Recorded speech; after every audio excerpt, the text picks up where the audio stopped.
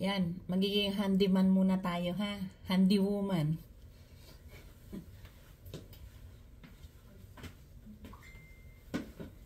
Yan.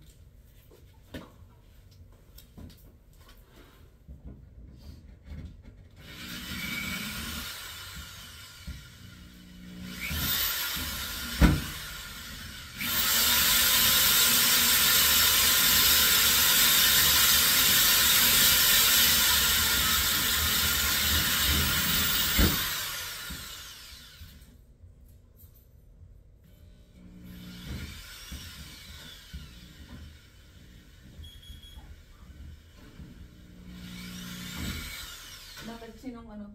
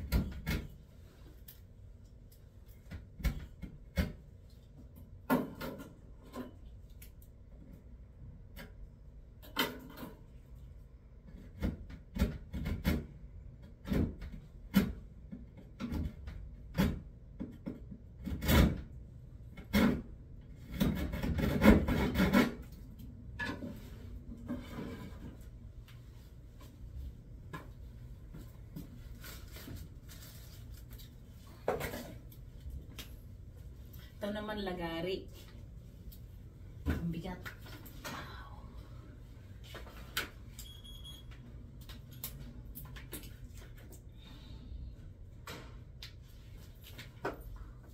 Ma? Yep. Magano ka? Punta ko sa itatapos na yung mga recycling. Alas 6 na. Sa likod. Alas 6 na ba? Hindi pa. You need help? Sama ka doon sa akin. Ay, hindi. Okay lang kaya ko. Ilang na ba ito mamaya? Sabi ko mo, alis na ako.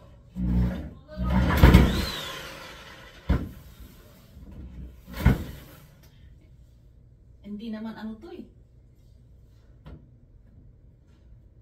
liit pa. Ang ano naman nito?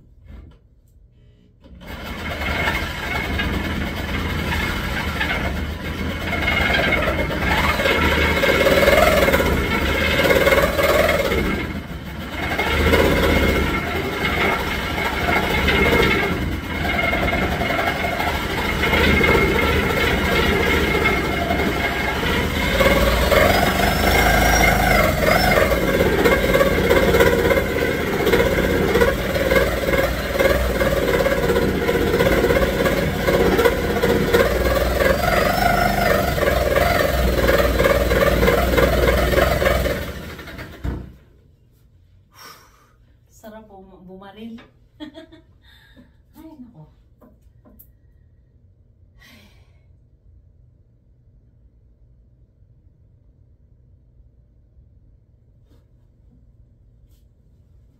Tapos ito. Ito naman.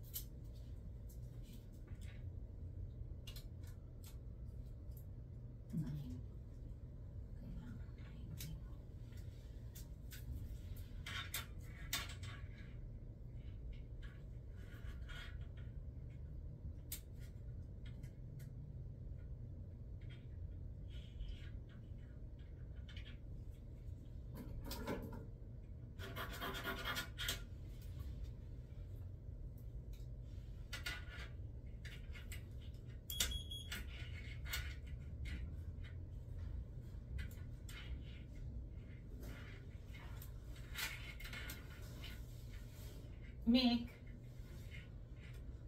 Mick? Halika, tignan mo.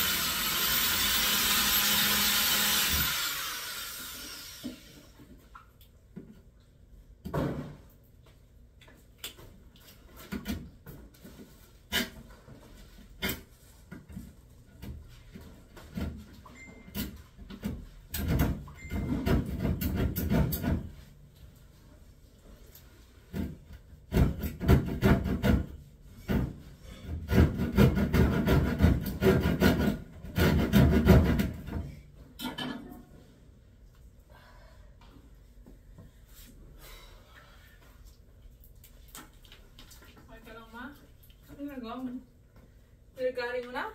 Ginamit mo to? Tignan mo. Oh. Sige, easy. Ay! Hindi. Mama, wait lang. Ganto mo, kaya nga may flat. Bitawan mo ako. Ipasok mo, tapos may flat all the way dito. Alam ko. Okay. Ay, pinahiniwa ko nga, oh. Okay. Tuturuan mo pa ako, eh. Wait, Nagawa mo na.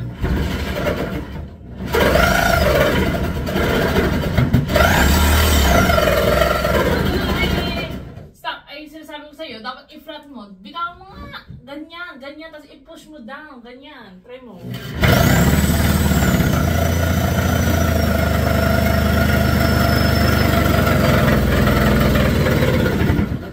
Ganyan. Maingay! Eh, basta. Basta. Kasi isa dun, yung kabila na may isang butas. Kailangan magbubutas pa ako ng ganun, eh. Hindi pwedeng mag-ganun, Sige, eh. ma. See you. Balik ako. See? Balik din ako, I'm a handy woman. Ano? Ha? Ilang may pinto. Why? Alis na ako. Where are you going? Hindi ako na sa harap. Ito lang po yung recycling. Saan? Sa recycle, kung saan na yung parking. Diyan? Para hindi, yan mo ba? Hindi umitin sa bahay. Hindi na. Sige, saan? Nandito ako nilagay ko sa kotse ko. Hindi ko naman makaano eh. Hindi, sabi ko, off na. Ako na sa ako sa labas. Ilak mo na lang. Oo nga. Alam mo kasi busy ako dito. Carpentero tayo ngayon. Diba?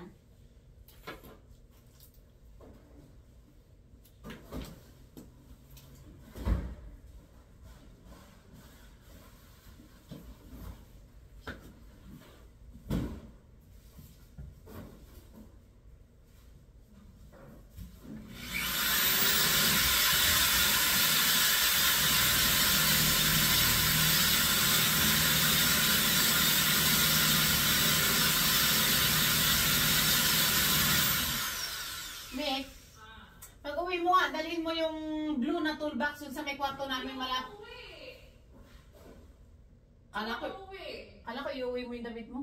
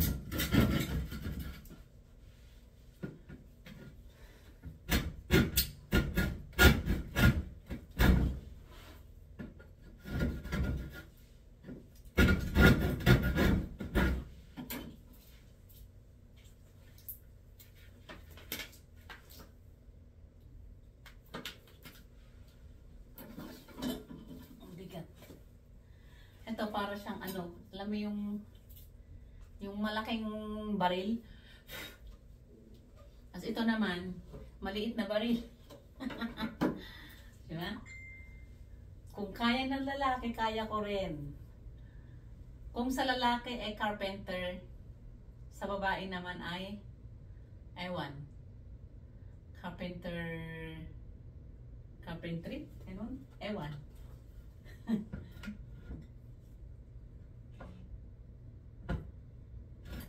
Kulang pa.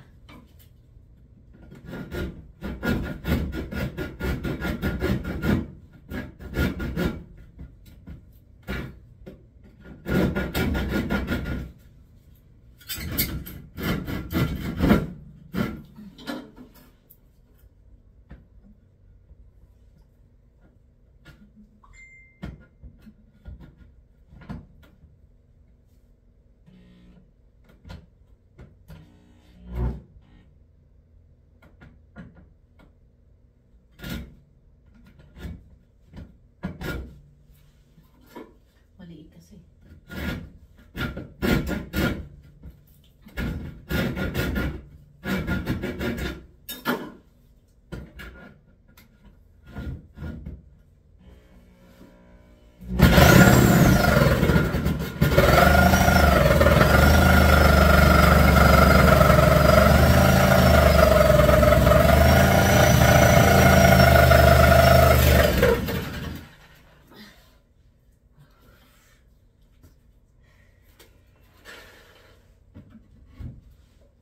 Kulang pa.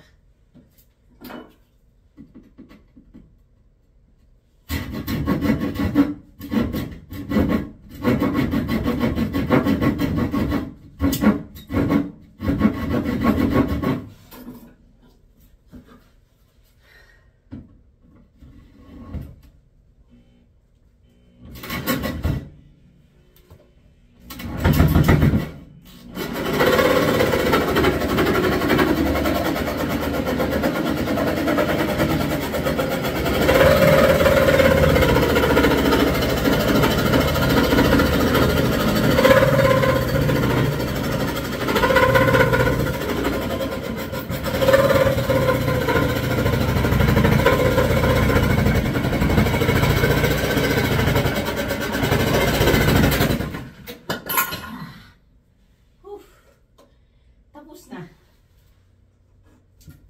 See? Yan. Tapos ko na 1 point. Diba? Whew.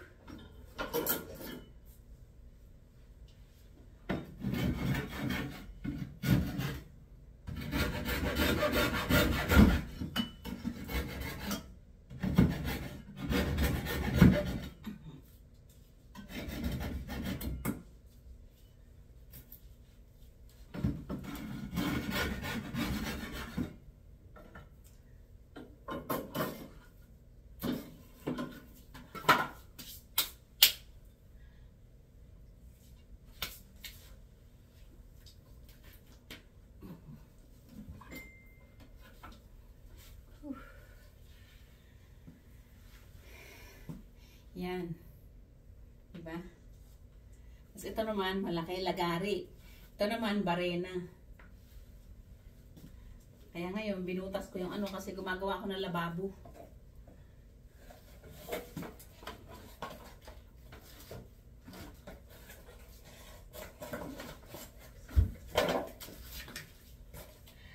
Kaysa naman mag-hire ako ng ano, pagka mahal-mahal na karpentero. Kung kaya nilang gawin, kaya ko rin naman. Diba?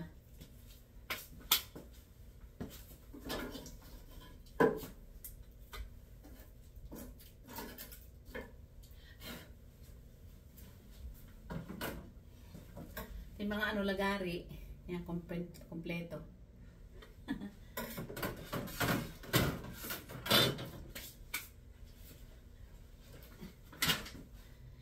Ginamitan natin ng electric kaya mas mabilis, diba? Saglit ha.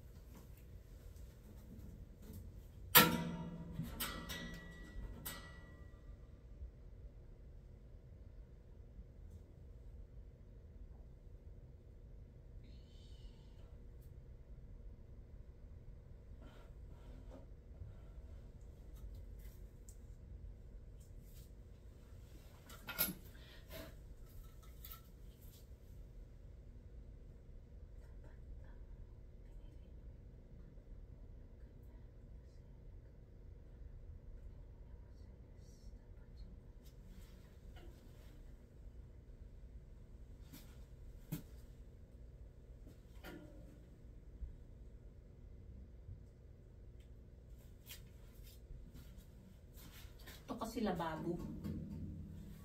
Lababo yan. Kasi kukonect namin yung ano, yung PVC. Yung ganyan.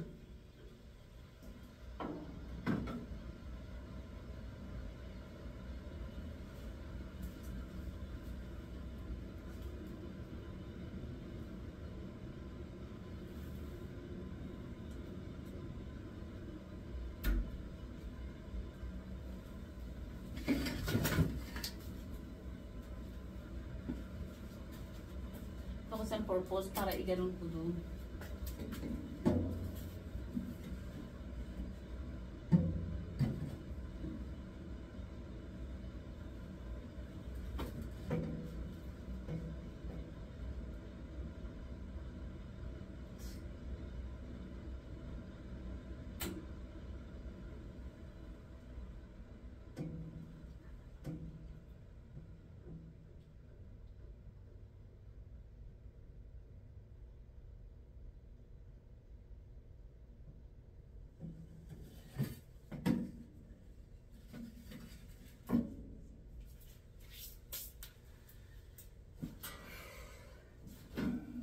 Ang hirap maging carpentera, ano? Carpentera.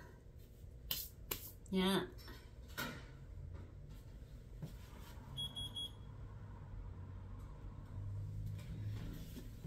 Ay, naku. Ha? Tinatapos mo na iba bukas. Bakit? Masyadong ano? Marami? Anak, halika, tignan mo. Bakit tapos ako? Yan sinabi ko. Wala ka sinabi. Eh, hindi ka naman nag-ano. Yung cellphones ko. Yan. Ang hirap na ano, ito kasi, ito ref, kailangan. Ito nilinis ko naman tong ref. Tapos ito, yung mga ganyan, ayan oh, kailangan, inisprehan ko siya ng para sa ano, lilinisin ko yan. Kailangan talaga malinis na malinis yan kasi, mahirap yung ano, dahil kailangan may ano, kailangan meron siyang, kailangan papasa sa ano, kailangan papasa sa kwan, sa inspector bago pagka ganito makapagbukas ka ng isang business, lalo sa mga pagkain, ganun, very stricto na sila dito. Kaya kailangan talaga lahat okay na lahat, kailangan malinis na malinis. Pag naaprubahan ng inspector, saka kabibigyan ng license to open. Kaya hindi katulad yan sa Pilipinas, mayor's permit, business permit, yun lang, sanitary permit, yun lang, and then that's it. Pwede ka ng ano. Diyan sa Pilipinas, pwede ka pa magbayad, pero dito sa ano kasi, parteng Amerika, hindi ka basta-basta makakakuha ng license. At saka every time magpa-pop up yung ano, hindi siya magsasabi, hindi magbibigay ng abiso, bigla na lang susulpot yung ano, inspector para mahuli ka. Ano, caught in the act. Kaya kailangan mananatili na mag-ano ka, kailangan mananatili ang cleanliness, most especially cleanliness, the chemical that you are using to clean or everything, bago sila mag-release ng mga ano, oras na mahulihan ka ng hindi nasunod yung sa food safe, maano ka, marirevoke yung license mo, and then mapapasara ka. Diba? Wala silang pakialam kung magkano binayad mo. Basta kapag nahulihan ka, first, second, then pag pangalawa or pangatlo, completely close. Hindi ka pwede mag-operate. Kasi kailangan talaga sumunod ka sa food safe rules. Kaya mahirap dito, hindi katulad dito. Hindi katulad sa Pinas. Sa Pilipinas, pwede ka nang magbayad. Yung iba, binabayaran na lang nila para lang makapag-open sila. Pero dito, hindi mo pwedeng. Hindi ka uubra dito. Mga wise dito, ay sa Pilipinas, pupunta dito, hindi ka makakapag-wise dito. Diba? Kaya, ito, kahit na, ito, kung minsan, makakarpentero ako para makatipid kami. Ito, ang dami-dami pa. Ito, kailangan ito, katulad nito, yung, ayan yan yan yung grease trap. kung saan ma-drain yung ano, yung mga dumi, kailangan iaano mo, tatapon mo sa kung saan. Doon sa merong specific din na tapunan, di ka rin basta-basta magtatapon yan. Kaya kailangan kung wala ka yan, hindi ka pwedeng aprobahan, hindi ka bibigyan ng, kapag merong kulang na hindi na sunod dun sa requirements, hindi ka bibigyan ng license. So paano ka mag-open? Kaya mapilitan ka talaga na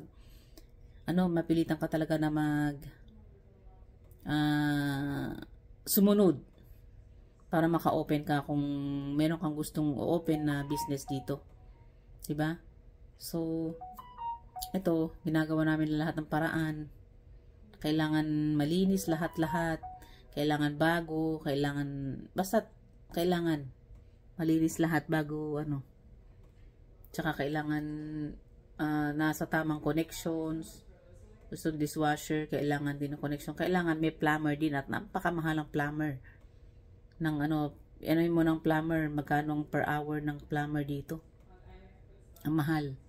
Tapos mga pupunta dito yung plumber, titignan muna kung ano yung kailangan na gagawin. Tapos babayaran mo kaagad na $300, $400 agad. Inspector pa lang yung parang i-inspectionin pa lang kung ano yung gagawin, kung ano yung kwan. Tapos pagbalik niya mga 2,000 plus. Ganyan kahirap ang dito. Ganyan kamahal, mahirap. Talagang sugal talaga. Pag ka ng business mo dito, sugal. Kaya sige na at ulit ako. Ito naka-ready ako, naka-gloves ako palagi. Kasi lilinisin ko yung rack ng ref. Ito Yan. Yan rack ng ref yan. Lilinisin ko yan. Tapos itong ref na to, ito nasa likod ko. Yan. Yan? Nilinis ko rin yan. Tapos ito, ang dumi-dumi niyan. Nilinis ko lang siya, pinabago ko, binalik ko sa dati na bago. Parang bagong tignan, ang kintab-kintab. Kasi ito, nagsara ito, kapehan din ito dati. Kaso nagsara lang sila noon, during pandemic. Kaya nagsara sila, so, 3 years din na nabakante ito. Kaya, syempre, lumuma na itong mga gamit. Kaya, kailangan bumili kami ng mga bago. Kailangan linisin namin. Kung ito naman, makatipid, meron namang ref. Pero, ito nga, medyo luma na. Kaya, sasagaan namin na linisin itong rack niya. Medyo madumi. Kaya, nililinis ko muna para ibalik ko sa dati. Tapos, ayan. Ito, bumili ako ng ganito para sa kalawang. Ayan. Para sa kalawang na mga dati, mga lahat-lahat ng mga kalawang dito, kailangan anuhin ko muna. Tanggalin yung mga ganyan. Kailangan malinis na malinis bago ka makapag-open talaga dito. Ang hirap. Kaya, sige. Hanggang dito na marami pa akong gagawin dito. Bye-bye. Ito ang dahilan pala kung bakit bibihira na ako na makakapag-live ngayon this month of March. Kasi, tsaka nung February pa. Yung February naman, may iba kami problema. Tapos ito naman, iba naman ngayon ang problema namin ngayon. Hindi naman problema to. Kumbaga sa kundi parang kailangan talaga namin gawin. So, malinis namin ito. Nutulungan ko rin kasi itong anak kong tulong-tulong kami para makapag-open. Nagbabakasakali ka mid of gitna ng pinipilit namin makapag-open ng first week of April. Pero kung hindi, mga second week or third week man lang ng April. Basta't April, pipilitin namin matapos ang lahat-lahat para maka-open kami ng April. So, ito, ginagawa ko lahat. Araw-araw, wala akong pahinga. Kaya wala akong time sa talaga. Wala akong time talaga sa pagla-live, pag-YouTube muna. So, ganito na lang muna tayo ha. Kasi, ito, busy ako. So, thank you so much. Bye-bye.